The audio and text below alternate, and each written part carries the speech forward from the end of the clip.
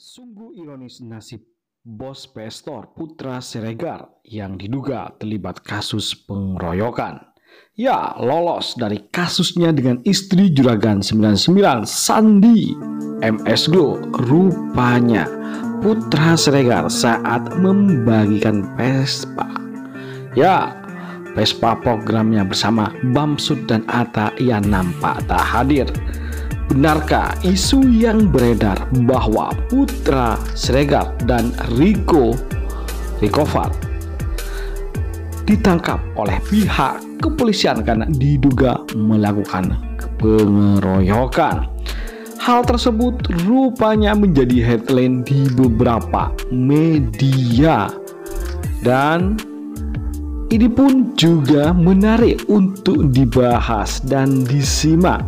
Putra Siregar ditangkap diduga terlibat kasus penganiayaan. Salah satu headline yang memberitakan tentang Putra Siregar tersebut. Kemudian ada juga yang menyampaikan breaking news Crazy Jaktim, Putra Siregar dan seorang artis ditangkap. Ya, sosok bos Pestor Putra Siregar kembali menjadi sorotan setelah ditangkap oleh pihak kepolisian karena kasus pengeroyokan. Nama Putra Siregar juga pernah ramai dibicarakan saat dilaporkan oleh Sandi Purnamasari MS Glow, istri dari Gilang Mutia Pramana alias Juragan 99. Selain itu, Putra Siregar juga sempat berurusan dengan Ditjen Bea Cukai terkait impor handphone. Namun di kasus keduanya, Putra Siregar bisa lolos. Pengusaha gerai penjualan handphone Pestor itu selain dirinya yang ditangkap, rupanya pihak kepolisian juga menangkap pria berinisial RS yang diduga itu adalah Rico Far yang notabene juga Putra Siregar, dan Rico Far tersebut adalah sahabat dari Rizky Bilar dan bos baru dari asisten Bilar, yakni Abdrin Rambe, dan juga orang yang out dari tim Leslar, yakni Valdi. Ya, artinya ada dua orang, termasuk juga ada yang namanya Derry. Lalu bagaimana terkait kasus tersebut? Kok bisa Putra Siregar ini akhirnya terjebak dengan kasus ini? Dikutip dari salah satu media, nama Putra Siregar cukup populer dan sangat aktif sebagai YouTuber dan pembisnis handphone. Tak hanya terkenal di kota asalnya Batam, reputasinya juga dikenal luas di tanah air karena dekat dengan sejumlah artis papan atas. Sesuai slogan Pestor, HP pejabat harga merayat. Handphone seperti iPhone bisa dijual di toko tersebut jauh lebih murah ketimbang harga yang dibanderol di toko resmi atau pasaran, guys. Putra Siregar merupakan pusat perdagangan berbagai merek handphone yang dikenal memiliki harga satu di baik kondisi baru maupun secondnya.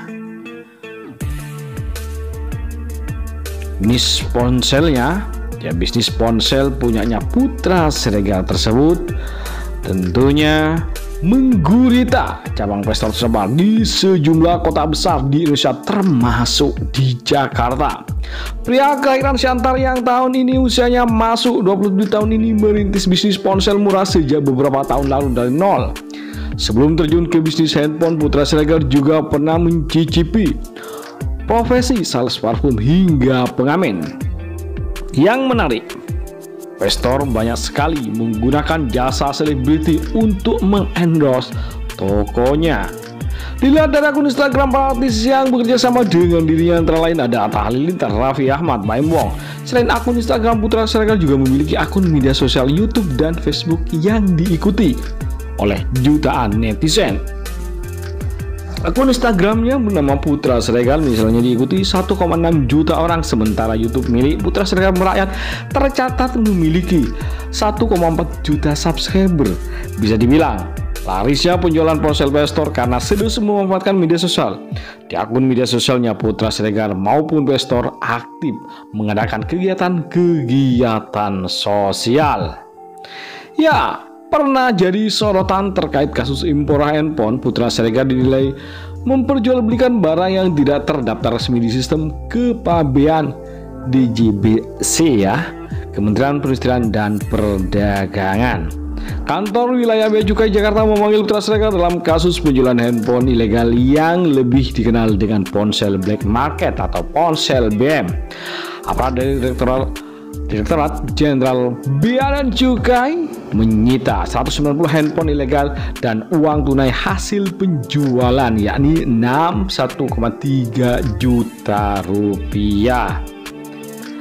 Tentu seluruh bukti itu rupanya tak menjerat Putra Siregar. Ya, seluruh bukti itu kemudian diserahkan kepada Kejaksaan Negeri Jakarta Timur atas pelanggaran pasal 103 huruf D Undang-Undang 17 tahun 2006 tentang kepabean. Dalam dakwaan yang diungkapkan di persidangan kala itu dijelaskan bahwa penyelidikan yang dilakukan pihak Bea dan Cukai terhadap Playstore sebenarnya sudah dimulai pada 2017.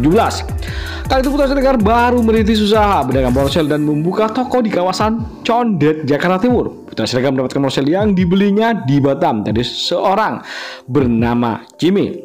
Pada bulan April 2017 ponsel tersebut dikirimkan ke toko milik Putra Siregar di Condet untuk segera dijual ke masyarakat. Pihak Bea dan Cukai kemudian mendapatkan informasi dari masyarakat mengenai adanya dugaan penimbunan dan penjualan barang ilegal yang digerakkan oleh Putra Siregar tersebut.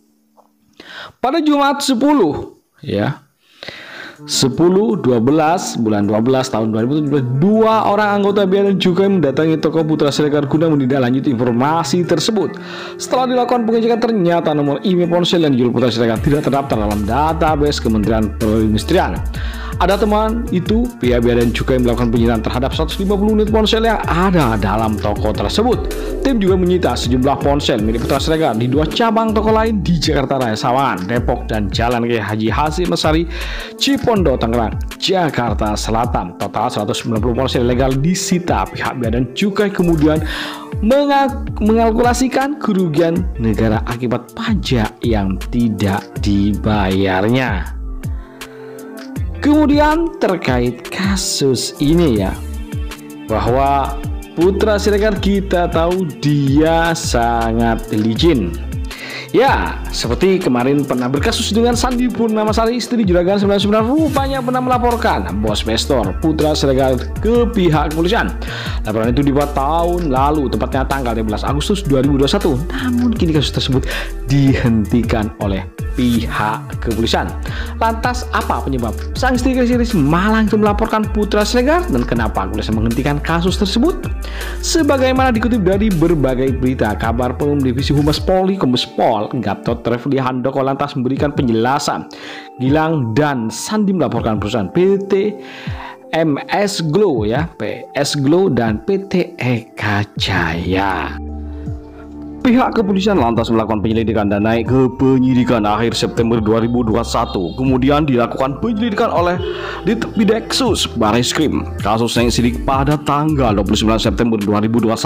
Terang Gatot pada Selasa 22 Maret 2022. Gatot menerangkan Putra Siregar sempat mengajukan penerbitan sertifikat merek PS Glow. Hasilnya, permohonan tersebut diterima Direktorat Jenderal Kekayaan Intelektual Kemenkumham. Penerbitan merek tersebut tertanggal 20 Desember 2021. Usai Putra Siregar mengajukan banding, ditemukan fakta putusan Komisi Banding Merek Ditjen KI Kemenkumham kata Gatot yang memutuskan menerima permohonan banding Putra Siregar, ungkapnya, dan memerintahkan Ditjen KI Kemenkumham menerbitkan sertifikat merek PS Glow, tuturnya. Pihak kepolisian mendapatkan petikan keputusan Komisi Banding itu pada akhir Januari 2022. Gatot menjelaskan pihaknya kemudian meminta pendapat dari para ahli. Pada pertengahan Maret 2022 dilakukan gelar perkara atas laporan Gilang dan Sandi Purnamasari MS Glow. Akan tetapi kasus ini akhirnya dihentikan pada 16 Maret 2022. Artinya Di sini Putra Siregar menang. Lebih lanjut, menurut Gatot, penyidikan berhenti karena laporan Gilang dan Sandi dinilai tidak cukup bukti. Pun pihak kepolisian kini tengah melengkapi berkas-berkas untuk penghentian penyidikan. Dilakukan gelar perkara, didapat kesimpulan kasus ini tidak cukup bukti, penyidikan dihentikan. Saat ini sedang melengkapi administrasi penghentian penyidikan, tambah Gatot. Lalu bagaimana dengan kasus yang baru-baru ini? Yakni ditangkapnya karena kasus pengeroyokan. Licin dalam berbagai hal, rupanya bos Pestor Putra Siregar akhirnya harus jatuh juga. Benarkah demikian? Bagaimana kronologinya?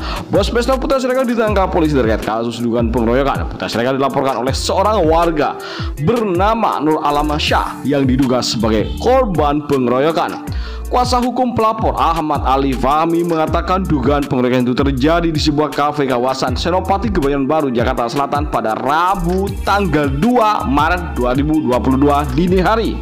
Kira-kira jam 2 pagi. Itu pokoknya klien kita dikeroyok lah tanpa sebab.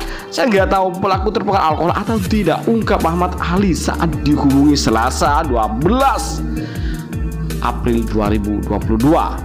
Menurut Ahmad Ali, pihaknya sudah memberikan tenggat waktu kepada Putra Siregar untuk meminta maaf. Namun pelapor tak kunjung menerima permintaan maaf hingga akhirnya melaporkan ke Polres Metro Jakarta Selatan. Karena kita nunggu itikat baik, minta maaf, nggak mau minta maaf, oleh karena itu kita laporkan ke pihak kepolisian, ujar Ahmad Ali. Akibat pengeroyokan tersebut, kata Ahmad Ali, menyebutkan kliennya mengalami luka di bagian rahang kanan. Luka tersebut diduga akibat pukulan benda tumpul. Luka dalam di bagian rahang kanan ada bekas pukulan benda tumpul, ungkap dia. Kasat Reskrim Polres Metro Jakarta Selatan AKBP Ridwan Sopelanit mengkonfirmasi hal tersebut, yakni Putra Siregar ditangkap atas kasus dugaan penganiayaan. Ya betul, kasus penganiayaan, kata Ridwan saat dikonfirmasi pada Selasa 11 April 2022. Ridwan mengungkapkan Putra Siregar ditangkap pada Senin 11 April 2022. Selain Putra Siregar juga menangkap seorang pria berinisial RS yang diduga juga terlibat pengeroyokan. Diperiksa dari kemarin, pemeriksaan berproses sampai hari ini, nanti lebih lanjut besok saja, ujar Ridwan. Dan inilah berbagai komentar antara percaya atau tidak terkait kasus tersebut.